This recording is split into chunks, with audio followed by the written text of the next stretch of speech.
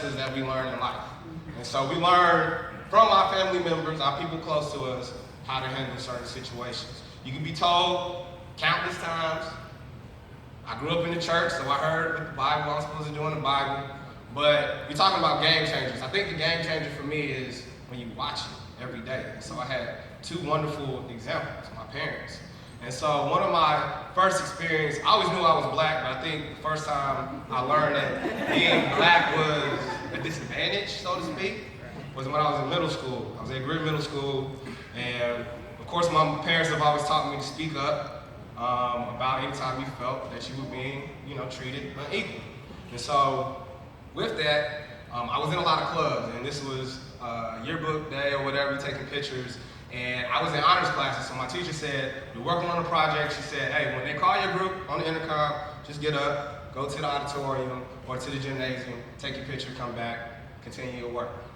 All right? I'm in like 5 groups, 5 different clubs. And so it started off okay. I was getting up, called my group, band, went. All right, came back. Debate team, went, came back. All right, at that time, I think I played basketball, took a picture with basketball, came back. And so then they called the environmental club. I guess that, for a young brother, that type of club I'm supposed to be in, I guess, I don't know. So I get up, and my teacher stops us in front of everybody and was like, Mr. McCullough, let me check the list. Been doing this all day, like, why are you gonna check the list now? Of course, me, I've always been a little mouthy, so I started checking her in front of everybody because I felt a little humiliated. And so we went back, tick for tack a little bit. I didn't get too disrespectful, but I knew my mama was there. She wouldn't have been happy. So she said, meet me in the office. I'm gonna call your mother. I said, don't you worry about it. I'm going to the office and I'm calling my mama. Went to the office. Now at this time, I don't know if my mom was the assistant principal at Ashbrook or if she was the principal at Pleasant Ridge, but needless to say, she heard the distress in my voice. And one thing that, again, game changer, one thing that's very, very important in my growing up, I always had supportive parents. If they knew that I was in trouble and they knew that I didn't do anything too crazy, they always would support me. And so with that, within minutes, Mom was there before the end of the day. We were in the principal's office with teacher, and of course my mom heard her side, heard my side, and this is what she said. This is one of my first time learning a lesson on how to handle racial issues. Now, a lot of parents, I worked in the school system, they come up, they ready to cuss everybody out. Not how my mama handled it. Now, with the same strength and dignity, let me tell you how she got everybody together in that room. First, she turned to me, and she was like, now you know how I raised you. She was like, at the end of the day, you're still a child, and that's still an adult. Now, though your point was valid, how you handled it was totally wrong. So what you will do tomorrow, since you wanted to act a fool in class, you're going to stand up in front of everybody and apologize and tell them where you went wrong. I mean, whose side you on? But then she quickly turned to principal and teacher, and she said, and the same will go for you. Because you know by now, I'm sure that you made the wrong decision. If the rule was, you can get up, when your group is called, why did you choose to call my son out and check the list all of a sudden? All right? And so, again, the lesson that I learned there, my learned behavior, is that we will be tested. And how you handled it, I'm not saying you made a valid point.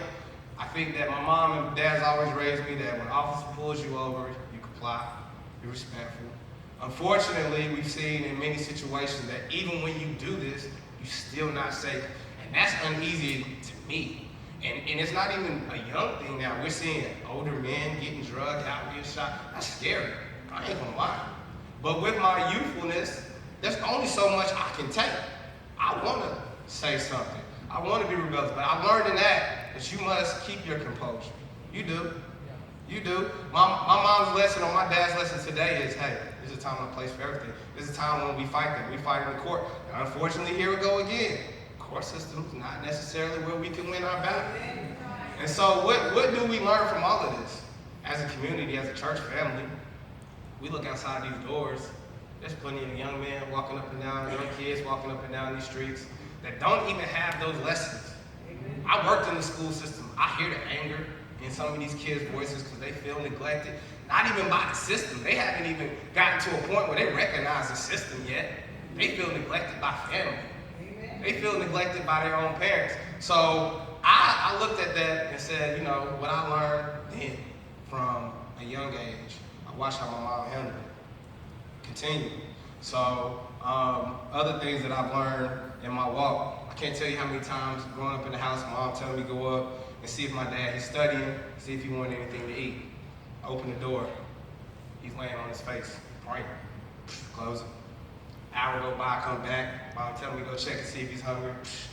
He's still laying there, all right? This is what I see at a young age. In my head as a young kid, I'm like, he don't take all that praying. That's the wrong time. I don't know what I run out of things to say.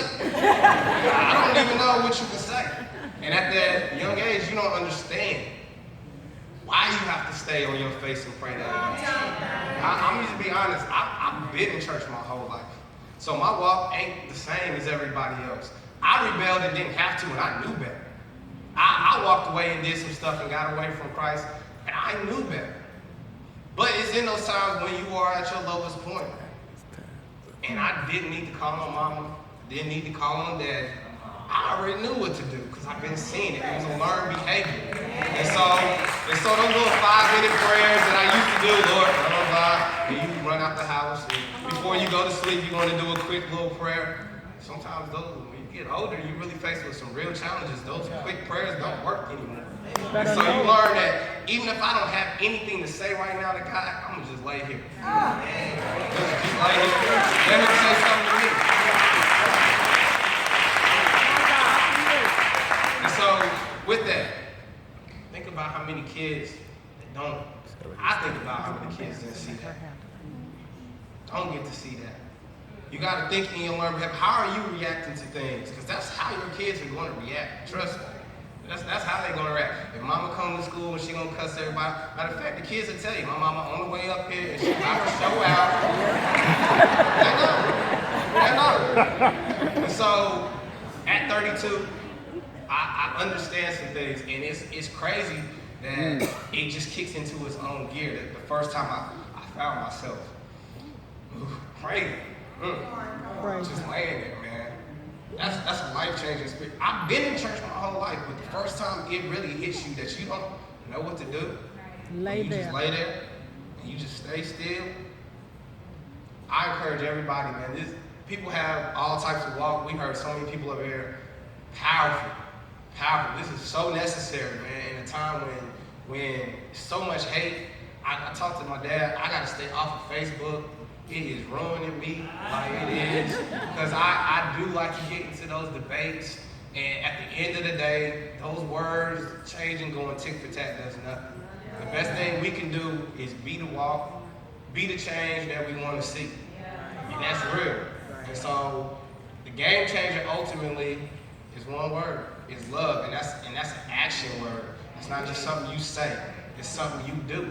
And so, at the end of the day, man, I think we just need to extend our knowledge of Christ and show love, man. That's what we need. That's what's going to help.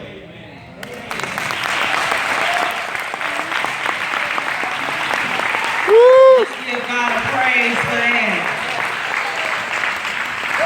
Good job. Hallelujah.